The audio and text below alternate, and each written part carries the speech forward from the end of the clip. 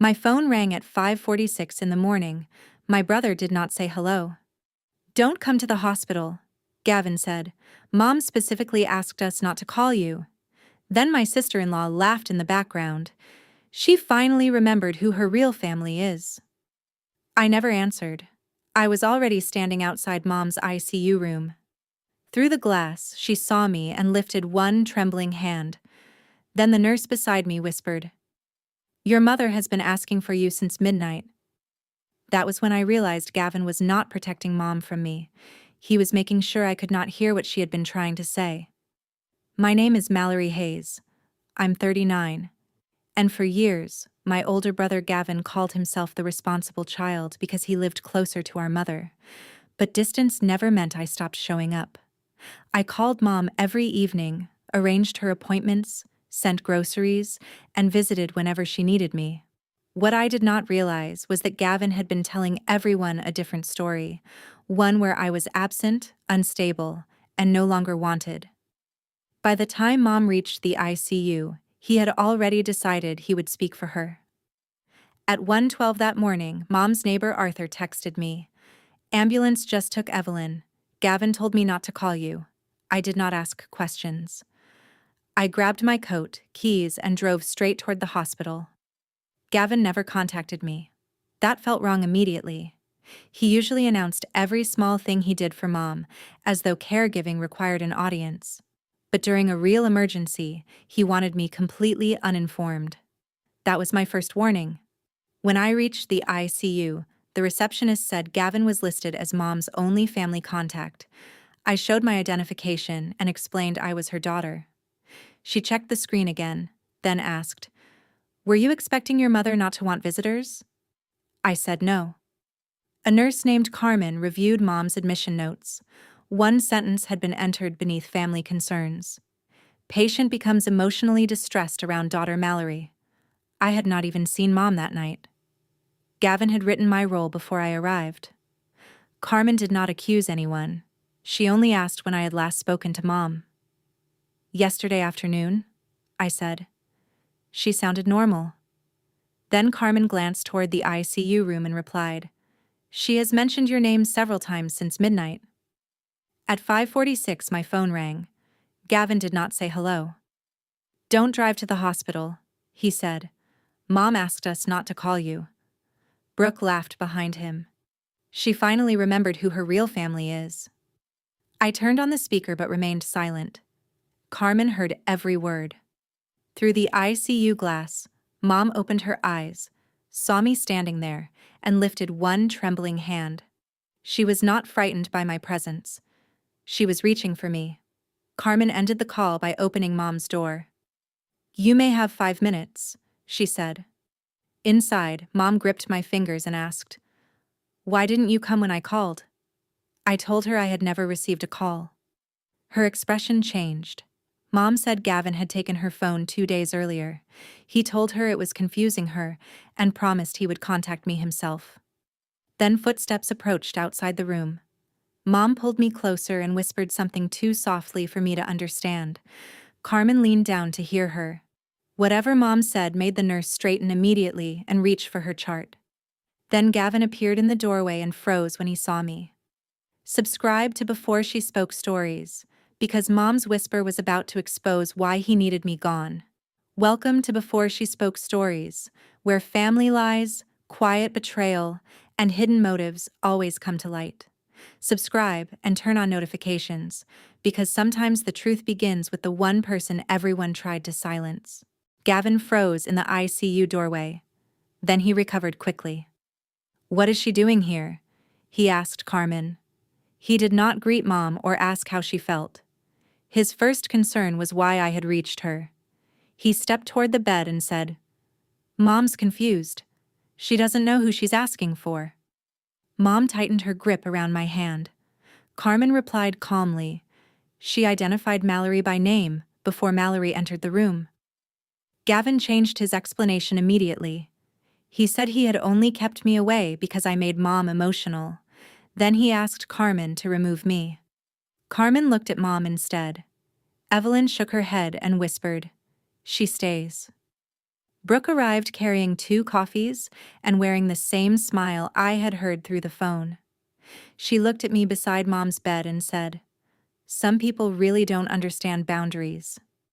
Mom turned her face away from her. A hospital social worker named Naomi Reed joined us. Gavin told her I had barely visited Mom in 2 years. He said he handled every appointment, emergency, and household need alone. Naomi asked him to provide specific dates. I did not argue. I opened my phone and showed Naomi weekly grocery deliveries, appointment confirmations, recent photographs, and dozens of calls with Mom. Gavin stared at the screen. His version of my absence had depended on nobody checking. When Gavin left to speak with the doctor, Mom became restless. She kept glancing toward the hallway. Then she asked whether her purse had arrived. I said no. She whispered, "My phone should be inside it."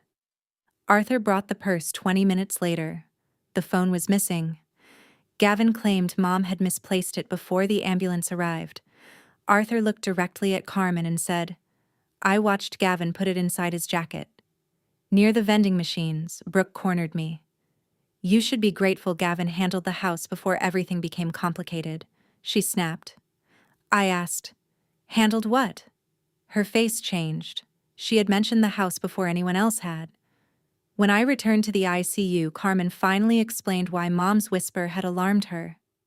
"She said Gavin keeps bringing papers for her to sign," Carmen told me, "and she is afraid one of them has something to do with her house." Gavin returned carrying a photocopied power of attorney form. He placed it on Naomi's desk and said, "I make the decisions now." Naomi read the second page carefully. Then she asked whether any doctor had declared Mom medically incapacitated. No one had. The document only became active if Mom could no longer make decisions herself.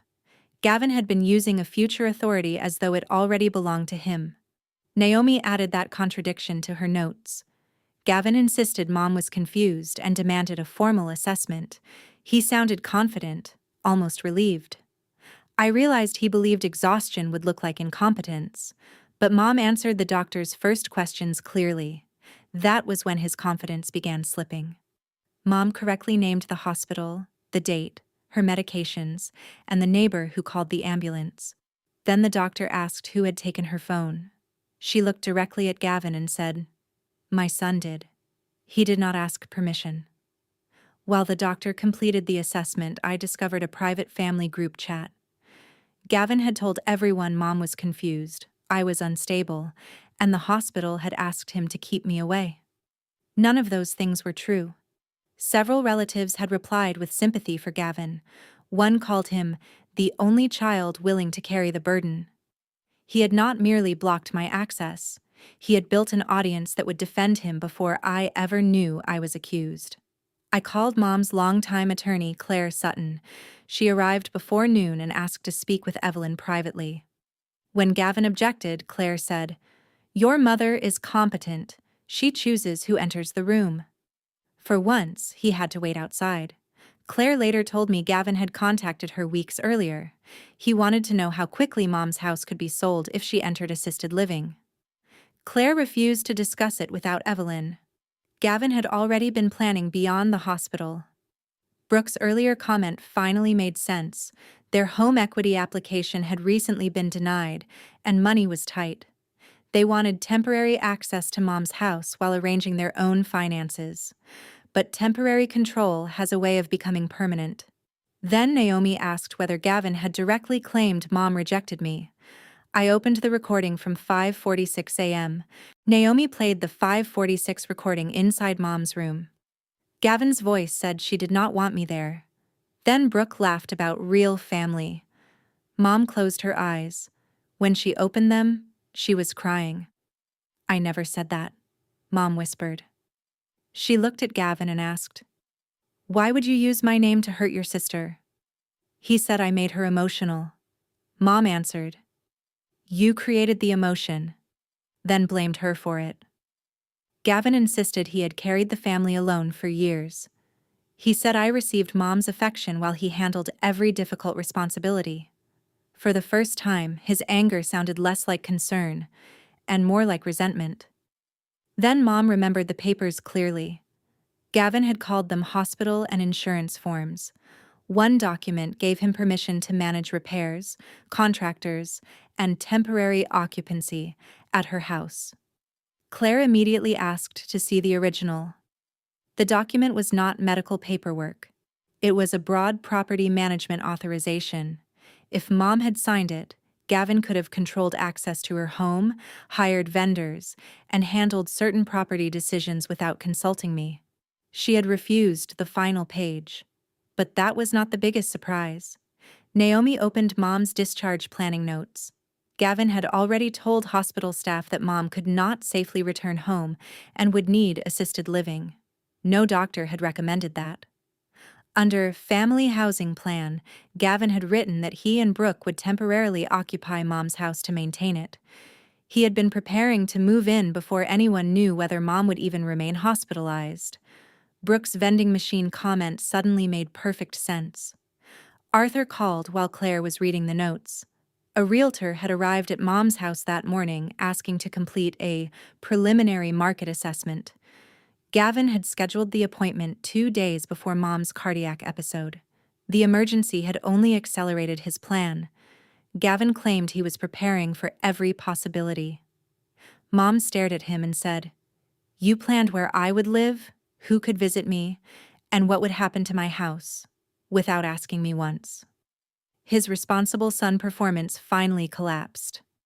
Mom updated her hospital contacts immediately. I became her primary contact. Claire became her legal contact. Gavin was moved to emergency backup only. He was not banned from visiting. He simply lost the power to decide who else could enter. Claire immediately blocked any new property authorization, listing agreement, or financial access until Mom reviewed everything herself. The realtor appointment was canceled. Gavin had called his plan temporary. Mom called it what it was: a future you designed without me. The doctor confirmed Mom was mentally competent and could return home with part-time support. Gavin argued assisted living would be safer. Mom looked at him and said, "Safer for whom?" He had no answer that did not lead back to her house. Brooke tried defending him in the family group chat. She wrote that Gavin had sacrificed everything while I created drama. Then Claire posted Mom's own statement. "Mallory never abandoned me. Gavin prevented me from contacting her." The conversation went silent. That evening, I overheard Brooke blaming Gavin near the elevators. "You were supposed to finish this before she arrived," she hissed. Gavin told her to stop talking. Their marriage had not been united by love or concern. It had been united by access. Mom asked both of us to attend a family meeting after her condition stabilized. Gavin arrived expecting shared caregiving rules. Instead, Mom read from a handwritten page, "No one will speak for me while I am able to speak for myself." She named me her primary medical contact and Claire her legal contact. Gavin remained her son, but no longer controlled her phone, visitors, finances, or house.